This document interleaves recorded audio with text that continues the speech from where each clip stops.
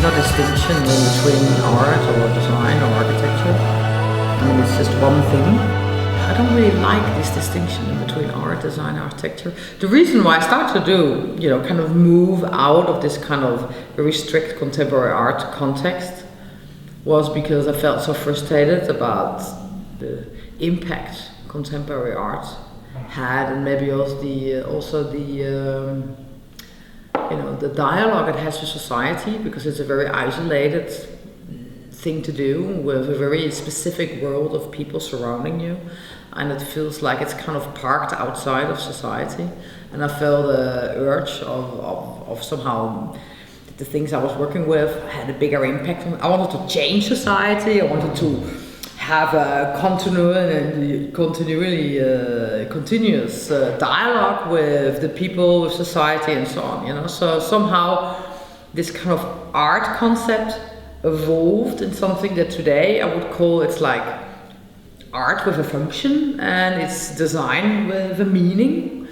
I mean, what's in a word? You kind of simplify yourself trying to put words to what you do. So we say, okay, we work with design as a tool for development. It's always about evolving, about developing something. So whatever we do, or whatever I do together with my colleagues, we're kind of a team, we use our abilities as artists and designers and architects. We work together, so you can't really make a distinction in between these things. And whatever we do, we wanted to put into motion, developments with the people we work with.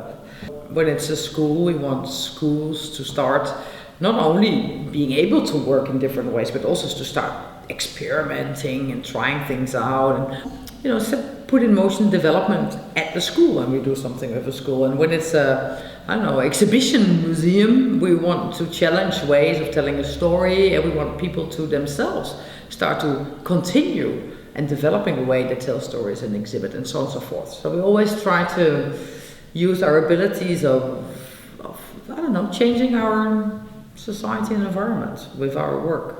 I believe that art is about, thinking about existence, about why am I here, what do we do, what is the impact, about good and bad, about morality, about all kind of very difficult, things that makes us so human, we wonder about.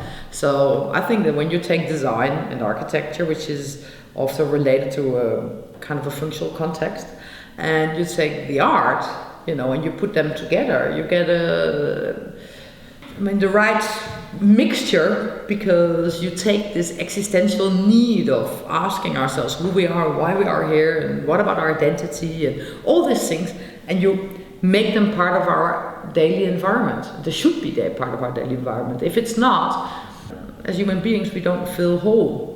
It's very interesting. We're doing this project in the Middle East, in Abu Dhabi, and we talked a lot with them about their identity, because they have this search about who are we, because the country changed so much during 40 years. There's no answer to that question, but there's a need to wonder and research and contemplate on that question. It's something in motion which will develop throughout all your life. You are not the same person when you're 10 or 20 or 30 or 50 or 80 years old. Yes, you are the same person, but you have developed, and you might have differences, and some things might not, some things might stay. We have the need of asking this question. There's also something when you focus specifically on creativity. A lot of people abuse the word. It's kind of the word that covers everything. But to get back to your question about creativity, because I think creativity is something very interesting, because people try to define the word creativity and say, what is creativity? First you have to think about what is creativity before you can try to answer the question on, should there be space for creativity in society today, and if yes, how and when and what.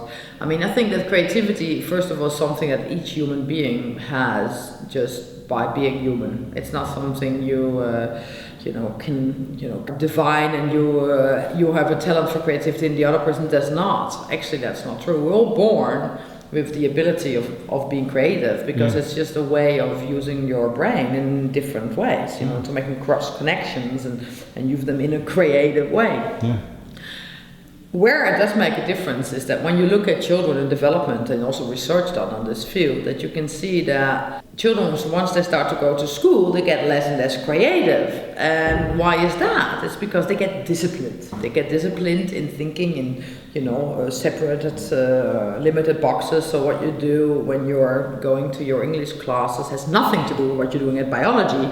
They get disciplined in not speaking when it's not their turn. They get disciplined in not following their passion when they are interested in something, and they get disciplined in not playing, which is like almost the worst, because we learn by playing. This is our natural talent we have as human being, which gets us to, in our studio, a big part of the day we play. This is what we do, because in the play we develop creative thoughts. So somehow we have created a system around our children that kills creativity, and then now we want to create a society with spaces for creativity, to kind of this little bit of dried in creativity that's left somewhere in our head, and then if they're still creative when they've been through an entire university education, well, and there's still something left, then we start kind of putting a lot of water on this little dry spot and hoping it blossoms up again. So if you ask me, if you talk about creativity, wanting to create spaces for creativity, I think, you have to start with the base. Let's look at our children and our school system, and let's talk about how can we keep this creativity alive and make it blossom. If we would focus on the right places, what wouldn't we be able as human beings in this society if we are actually able to really trying to think that how can we actually, do better with our brain capacity as human beings. We would be able to do so much better, because we actually create all these limitations that prevent us from being more creative, that prevent us from actually doing the right thing. The problem is that actually, in a general perspective, I think that we do know what needs to be done. When we talk about sustainability and the solutions, to fight some of the major challenges on, for example, fossil, fuels.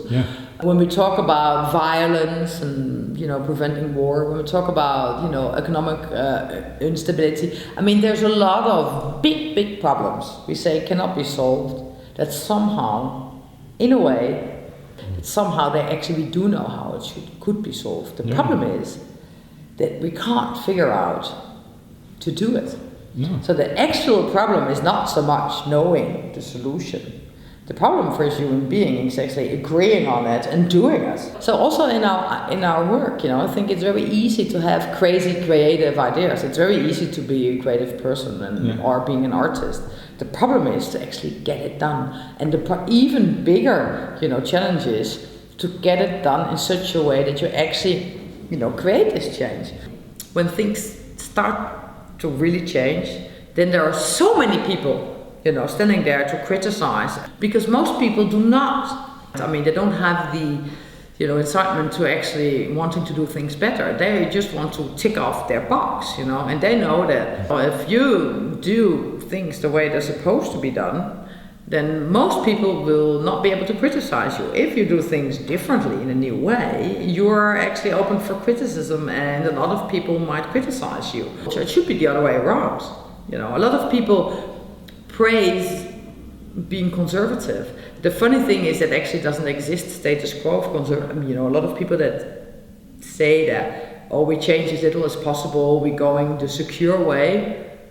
This is a false security, because society, the world changes anyway. So if you don't think about how to relate to this change, it will just do it for you. It will just be a coincidence how things will develop. But still, we praise people that are conservative. We praise the conservative school head that says, I stick to traditions and I do it the way we've always done because that's the right way. And we don't cherish a culture where we stimulate people that say, well, try to do things differently. It should be the other way around, because they're the ones that try to meet future challenges. But anyway, that's, I don't know why did we talk about that. I don't remember. I don't remember the question.